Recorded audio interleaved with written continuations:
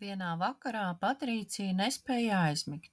Pulkstenis uz sienas rādīja pusnakti, bet laiks it kā stāvēja uz vietas.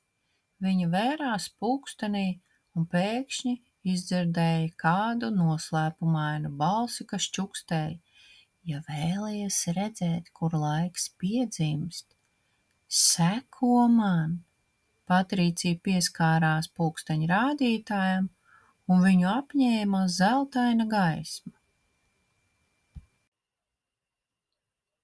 Viņa nokļuva vietā, kur visi pulksteņi griežas dažādos virzienos, bet laiks ne uz priekšu, ne atpakaļ. Tā bija Pulksteņu sala. Uz salas viņa sastapa mazu rūķi.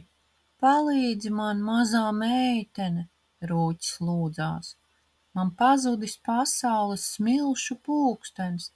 Bez tā neviens nevar sapņot, neviens nevar just mirkļu siltumu. Tagad viss apstājies. Patrīcija apskatījās apkārt, stāvošie pulksteņi, sastinguši viļņi, pat vējš bija sastindzis.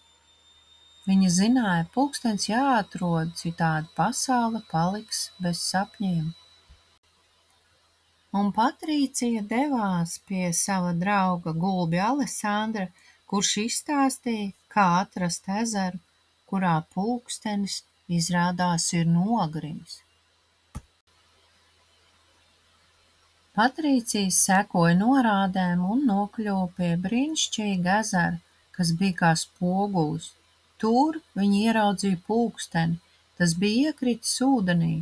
Lai to izceltu, viņai vajadzēja atcerēties savu visskaistāko mirkli. Viņa aizvēra acis un atcerējās, kā reiz kopā ar draugiem skrēja Lietuvā, smejoties no visas sirds. Tajā brīdī ezers sāka virmot un pulkstenis pacēlās no ūdens. Kad Patrīcija atdeva pulksteni rūķim, Pulksteņu sala atdzīvojās. Visi rādītāji sāk kustēties, viļņi apkārt čalot un debesīs uzmirdzēja saules stari. Rūķis pateicās: tu iemācīji mums, ka laiks ir svarīgs ne tikai pulksteņos. Atceries to vienmēr.